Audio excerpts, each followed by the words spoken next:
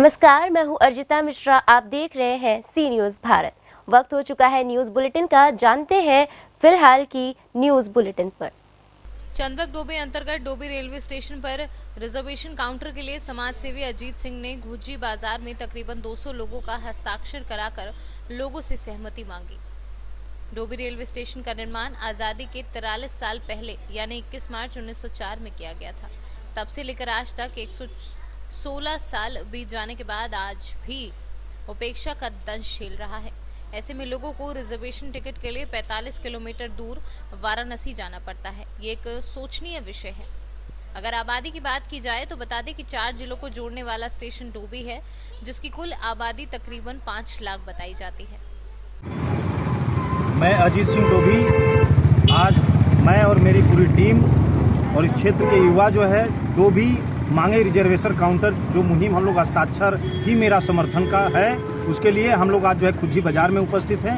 आज इस बाजार से लगभग 200 लोगों ने समर्थन किया है हस्ताक्षर करके। आज हम लोग जो है हम लोगों का कार्यक्रम यही है। जौनपुर से सी न्यूज़ संवाददाता प्रवीण कुमार की रिपोर्ट।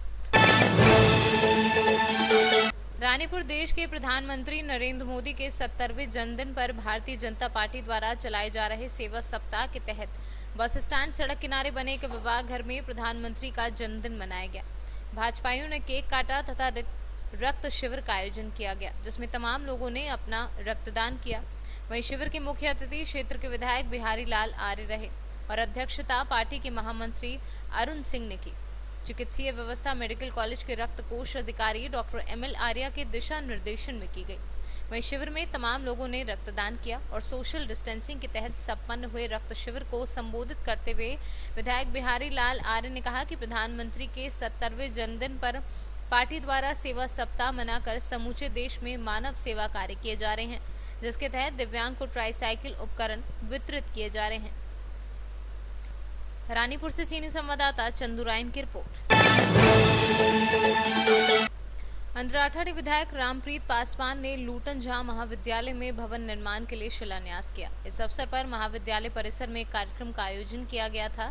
इसकी अध्यक्षता प्रधानाचार्य प्रोफेसर रविंद्र कुमार झा ने की। संचालक रामचंद्र यादव, अध्यक्ष हरि मोहन चौधरी, शैलेश कुमार मिश्रा ने किया। मुख्यमंत्री विकास निधि, इस निधि को हम लोग अनुशंसा करते हैं। उसी के तहत लगभग 14 लाख रुपये के लागत से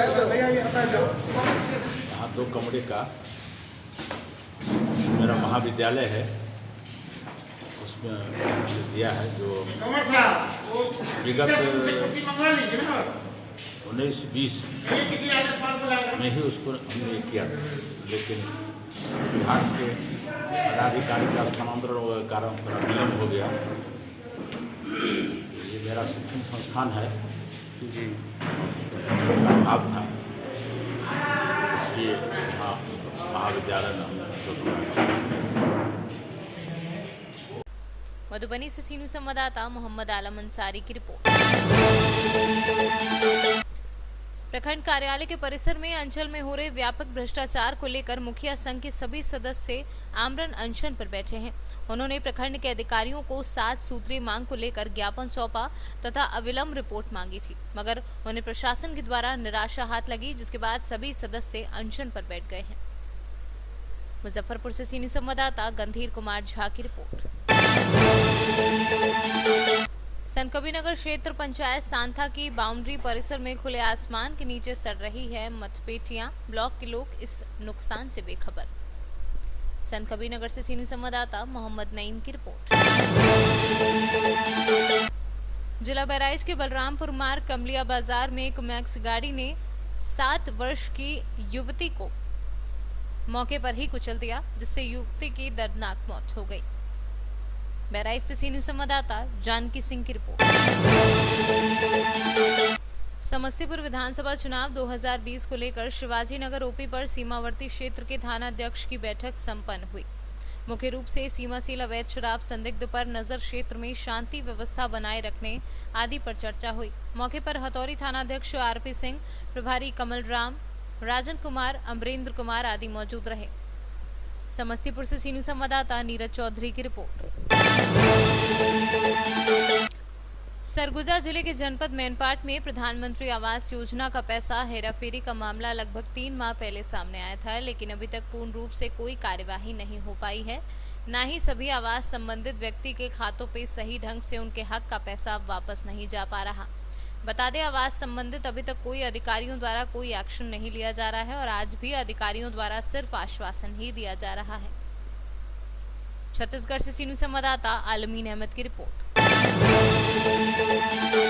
हाटपिपलिया में आज तहसील में अंकित कांडने के नेतृत्व में तहसीलदार को मुख्यमंत्री के नाम ज्ञापन दिया गया। ज्ञापन में बीमा की राशि किसानों के खाते में से नहीं काटने के लिए ज्ञापन दिया गया। तो हम आप सबकी ओर से, सब किसानों की ओर से, कांग्रेस परिवार की ओर से, शासन से, प्रशासन से इस ज्ञापन के माध्यम से ये मांग है हमारी आप सबकी ओर से कि जो फसल बीमा की राशि किसानों के खाते में डाला जाए, क्योंकि किसानों की हालत अभी पहले ही खराब है। फसलों के दाम हमको नहीं मिल रहे हैं और सोयाबीन की फसल की बर्बादी आप और हम सब देख चुके हैं। तो इस ज्ञापन का वाचन आपके सामने कर रहा हूँ। प्रति श्रीमान मुख्यमंत्री महोदय, मध्य प्रदेश शासन, भोपाल मध्य प्रदेश। विषय फसल बीमा की राशि में से किसानों का ऋण नहीं काटे जाने बाबत महोदय जी, उक्त विषय अनुसार वर्ष 2019 में किसानों की खरीफ की फसल का मध्य प्रदेश में बीमा किया गया था। देवास से सीनू संवाददाता राकेश की रिपोर्ट।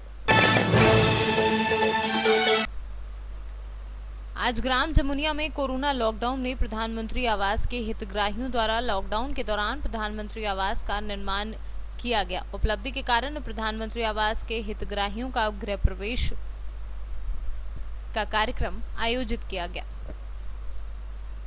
होशंगाबाद से कैमरा पर्सन विनय कुमार के साथ सुरेश कुमार की रिपोर्ट। ललितपुर पुलिस द्वारा टॉप 10 अपराधियों की बनाई गई लिस्ट। उन अपराधियों पर पुलिस कस रही शिकंजा। पुलिस द्वारा इन अपराधियों की संपत्तियों पर की जा रही कार्यवाही। किस प्रकार की कार्रवाई की जा रही है, क्या कहना है? जनपद ललितपुर में ऐसे तत्व जो अपराधी हैं और लगातार अपराध कर रहे हैं, उनकी सूची बनाने के लिए सभी थानाध्यक्षों को निर्देशित किया गया है। थाने स्तर पर टॉप 10 की सूची बनाई गई है और ऐसे अपराधियों को बहुत कठोर वैधानिक कार्रवाई करते हुए हम उनको जेल भेज रहे हैं। जिले स्तर पर भी टॉप 10 की सूची बनाई गई है और इसमें जो भी अपराधी हैं उनके बहुत कठोर वैधानिक कार्रवाई को सुनिश्चित कर रहे हैं। अभी हाल में ही मानुएल सिंह, एक जो शातिर माफिया था, उसको गैंगस्टर एक्ट में बंद किया गया और उसके द्वारा जो आपराधिक कृत्यों से धन अर्जित किया गया था उसकी संपत्ति का जब्तीकरण भी किया गया, जिसकी मूल्य लगभग 10 लाख रुपए से ऊपर का है। आगे भी इसी प्रकार के हम लोग लगातार कार्रवाई करेंगे और किसी भी प्रकार से अपराधियों को पनपने नहीं दिया जाएगा। जो भी अपराध के क्षेत्र में होगा उसके विरुद्ध कठोर दंडात्मक कार्रवाई हम लोग सुनिश्चित करेंगे। ललितपुर से सीनू संवाददाता प्रद्युमन तिवारी की रिपोर्ट। महाराजगंज टूटीबारी ग्रामीणों ने कोतवाली पुलिस के खिलाफ कोतवाली परिसर में ही धरना प्रदर्शन शुरू कर दिया। ग्रामीणों का आरोप है कि एजेंट द्वारा धोखाधड़ी की तहरीर दिए 10 दिन बाद भी कोई कार्यवाही नहीं हुई है।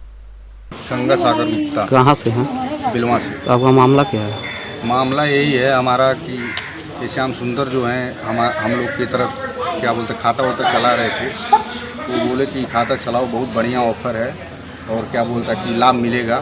तो हम लोग ऐसे गरीब आदमी 20-25 रुपये मजदूरी करके इनको जमा कर रहे थे। तो हम लोग पूछे ऐसा नहीं हो कि बैंक भाग जाए, तो बोले कि बैंक भागेगी उसका पैसा हम देंगे आपको। अगर बैंक भागे रहे, हमारी पास खेती बाड़ी है, हमारी पास जायदाद है, अगर भाग जा रहे तो हम उसको भुगतान आपको करेंगे। तो फिर उनको पूछने के बाद कह रहे हैं हम लोग की डेट पूरा हो गया, 6 साल डेट पूरा हो गया और 6 साल से फालतू डेट हो रहा है, तो कम से कम 6 साल फालतू डेट हमारा जो धनराशि उसको दे दिया जाए। महाराजगंज से सीनू संवाददाता अरुणेश की रिपोर्ट। आज ओबीसी अधिकार मंच के कार्यकर्ताओं ने तहसीलदार गांगर तलाई को एक ज्ञापन राज्यपाल व मुख्यमंत्री राजस्थान के नाम प्रस्तुत किया। अधिकार मंच के माध्यम से मैं राजस्थान सरकार से यह अपील करना चाहूंगा, जनजातीय उपयोजना क्षेत्र में 25% ओबीसी निवासरत है, फिर भी हमारे संवैधानिक अधिकार जो कि हमें हमारे भारत का संविधान प्रदान करता है, लेकिन हमको 21% आरक्षण का जो लाभ है वो इस समूचे टीएसपी क्षेत्र में नहीं मिल रहा है। मैं सरकार से अपील करना चाहूंगा कि हमारी इस मांग को आप शीघ्र ही संवैधानिक तरीके से पूरी करने का प्रयास करेंगे। साथ ही मैं सरकार से अपील करना चाहूंगा, पिछले कुछ दिनों से एक बहुत बड़ा इश्यू इस पूरे जनजाति क्षेत्र में आया हुआ है, जिसमें 1167 पद जो कि लेवल फर्स्ट के शिक्षक भर्ती 2018 के पेंडिंग पड़े हुए हैं। उन पदों में हमारी यहाँ की जनसंख्या के अनुपात में ओबीसी की 25% सीटों के साथ में उसको भरने का मैं आह्वान करना चाहूंगा। साथ ही मैं राजस्थान सरकार से आह्वान करना चाहूंगा कि यहाँ पर आरक्षित वर्ग एसटी, एससी और ओबीसी, जिसमें सरकार द्वारा एसटी को तो रीट भर्ती के अंदर न्यूनतम अर्हता में छूट दी गई है, तो उसी को आधार मानते हुए हमारा ओबीसी आरक्षित वर्ग है, उस आरक्षित वर्ग को भी 50% न्यूनतम अर्हता करके उनको रीट में चयन के लिए पात्र माना जाए, ऐसी सरकार से मेरी अपील है। साथ ही मैं बताना चाहूंगा कि पिछले कई दिनों से ओबीसी अधिकार मंच ये चाहता है कि इस राज्य में हमारे यहाँ पर निवासरत ओबीसी वर्ग की जनसंख्या जनगणना हो, ताकि इस क्षेत्र में हमारी जनसंख्या क्या है इसका आकलन सरकार अच्छे से कर सकती है और हमें संवैधानिक न्याय दिला सकती है। धन्यवाद। राजस्थान से कैमरा पर्सन गोविंद सुथार के साथ लखन आचार्य की रिपोर्ट। अभी के लिए न्यूज बुलेटिन में बस इतना ही। देश दुनिया की तमाम खबरों के लिए बने रहिए सी न्यूज भारत के साथ।